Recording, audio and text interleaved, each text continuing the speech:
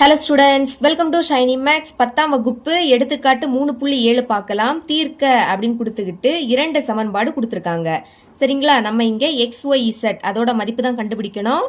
XYZ 3 இருக்கு. அப்போ நமக்கு 3 சமன்பாடு கொடுத்துருக்கணும். இங்கே 2 தான் கொடுத்துருக்கு. ஆனால் ஃபர்ஸ்ட் சமன்பாடில் 3 பகுதி இருக்கு. அதை வச்சு 2 சமன்பாடை உருவாக்கலாம். ஓகேங்களா? கொஸ்டின் எடுத்து எழுதியிருக்கேன் பாருங்க. இங்கே 3 பகுதி இருக்கு. சரிங்களா? முதல் ரெண்டையும் யூஸ் பண்ணி ஃபர்ஸ்ட் சமன்பாடை உருவாக்கலாம். எழுதிக்கலாம். x/2 மைனஸ் 1 சமம். அடுத்து இதை எடுத்து எழுதிருங்க. y/6 + 1. எக்ஸ் டேமை அப்படியே எடுத்து எழுதிருங்க. x/2.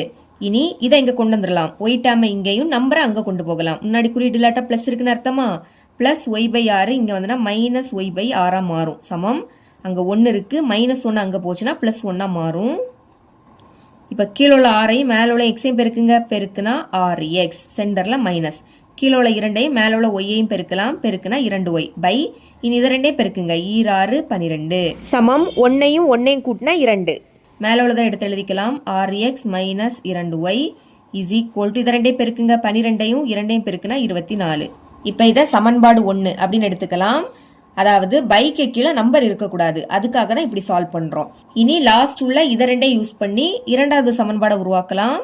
முதல் y/6 + 1 சமம். அடுத்து z/7 + 2. இங்கே z டேமை இங்கேயும் நம்பரை அங்கே கொண்டு போகலாம்.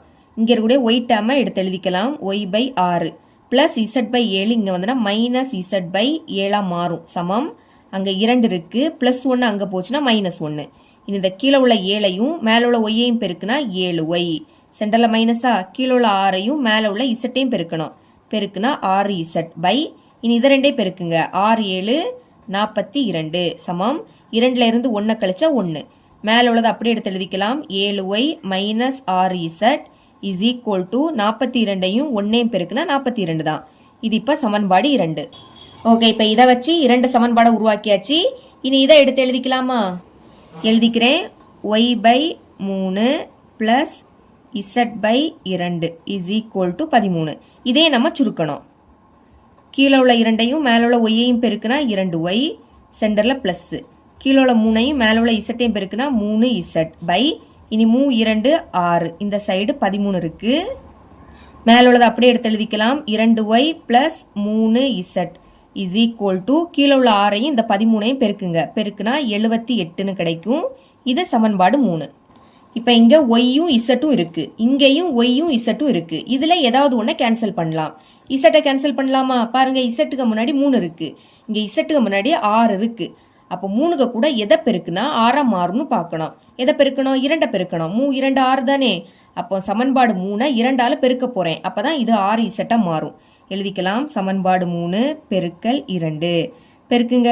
ஈர் 2 4 ஒய் அப்படியே வந்துடும். பிளஸ் ஈர் 3 6 இசட் இஸ் ஈக்குவல் டு இனி 2ஐயும் 78ஐயும் பெருக்கணும். பெருக்குனா 156.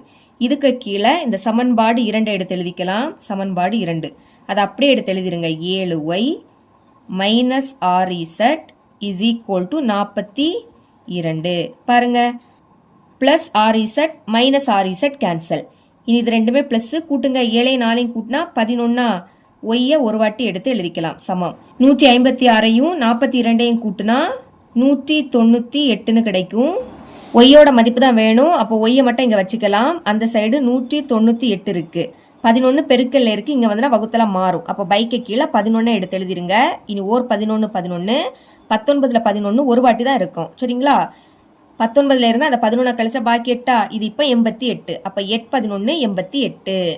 இதுக்கு மேலே கேன்சல் பண்ண முடியாது. மேலே பாக்கி என்னது இருக்கு? 18 இருக்கு. கீழே 1 எழுதிக்காண்டாம். இதுதான் ஒய்யோட மதிப்பு. இனி ஒய்யோட மதிப்பை சமன்பாடு 2ல் பிரதியிட்டா இசட்டோட மதிப்பு கிடைக்கும். சமன்பாடு 1ல் பிரதியிட்டா எக்ஸோட மதிப்பு கிடைக்கும். முதல் சமன்பாடு 2ல் பிரதியிடலாம். எழுதியிருக்கேன் பாருங்க. y இஸ் ஈக்குவல் டு 18 என சமன்பாடு 2ல் பிரதியிட. அப்படி எழுதிக்கிட்டு சமன்பாடு 2 எடுத்து எழுதியாச்சு. பிரதியிடலாம். 7 ஒய்யோட மதிப்பு 18. அப்போ ஒய்க்கு பதில் 18 -6z அப்படியே இருக்கட்டு. அந்த சைடு 42.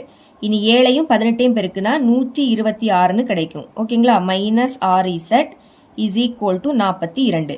இசட்டோட மதிப்பு தானே வேணும். அப்போ -6z இங்கே இருக்கட்டு. அங்கே 42 இருக்குது ப்ளஸ் 126 அங்கே போச்சுன்னா மைனஸ் 126 மாறும். ஒரு மைனஸ் அப்போ கழித்து பெரிய எண்ணோட குறியீடை போடணும். கழிங்க 126 இருந்து 42 கழிச்சா 84ன்னு கிடைக்கும். பெரிய எண் 126 அதோட குறியீடு மைனஸ். அப்போ இங்கே மைனஸ் எழுதிக்கணும். இசட்டு தான் வேணும். அப்போ இசட்டை மட்டும் இங்கே வச்சுக்கலாம். -6 பெருக்கல் இருக்குது. இங்கே வந்து வகுத்தலாம் மாறும். அப்போ பைக்கு கீழே -6. இந்த மைனஸும் கேன்சல் ஆகிடும். இனி 6ஆம் வாய்ப்படி கேன்சல் ஆகும். 1 6 6 8ல் 6 ஒரு வாட்டி தான் இருக்கும். சரிங்களா? 1 6 6 8ல் இருந்து 6 கழிச்சா பாக்கி 2 இது இப்போ 24. அப்போ 4 6 24. இனிமேல் கேன்சல் பண்ண முடியாது. அப்போ மேலே பாக்கி என்னது இருக்கு? 14 இருக்கு. 14 ஒன்றுனா எழுதிக்காண்டாம். இதுதான் இசட்டோட மதிப்பு. சரிங்களா? இனி ஒய்யோட மதிப்பை சமன்பாடு 1ல் பிரதியிடலாம். ஒய் இஸ் ஈக்குவல் டு 18 என சமன்பாடு 1ல் பிரதியிட இப்படி எழுதிக்கிட்டு சமன்பாடு 1 எடுத்து எழுதிக்கணும். 6x -2 ஒய்யோட மதிப்பு என்னது? 18. அப்போ அதுக்கு பதில் 18. சமத்துக்கு அந்த பக்கம் 24. 6x மைனஸ் 2ஐயும் 18ஐயும் பெருக்குனா 36ன்னு கிடைக்கும். சமத்துக்கு அந்த பக்கம் 24. எக்ஸ் தான் வேணும். அப்போ 6x இங்கே வச்சுக்கலாம். அங்கே என்னது இருக்கு? 24 மைனஸ் 36 அங்கே போச்சுன்னா ப்ளஸ் 36 மாறும். 24ஐயும் 36ஐயும் கூட்டினா 60. எக்ஸ் தான் வேணும். இப்போ எக்ஸை மட்டும் வச்சுக்கலாம். 6 அங்கே போச்சுன்னா வகுத்தலாம் மாறும். அப்போ பைக்கு கீழே 6. இனி இது 6ஆம் வாய்ப்பாடு கேன்சல் ஆகும். 1 6 6 1 6 6 பாக்கி இந்த 0 அப்படியே எடுத்து எழுதிருங்க. அப்போ எக்ஸோட மதிப்பு என்ன கிடைக்குது? 10ன்னு கிடைக்குது. எல்லா மதிப்புமே கண்டுபிடிச்சிட்டோம். ஃபைனலாக தீர்வுகள் இப்படி எழுதி கண்டுபிடிச்ச மதிப்புகளை எழுதிக்கணும். X equal to 10. ஒய்யோட மதிப்பு 18ன்னு கிடச்சி இசட்டோட மதிப்பு 14. இவ்வளோ தான் இந்த சம்.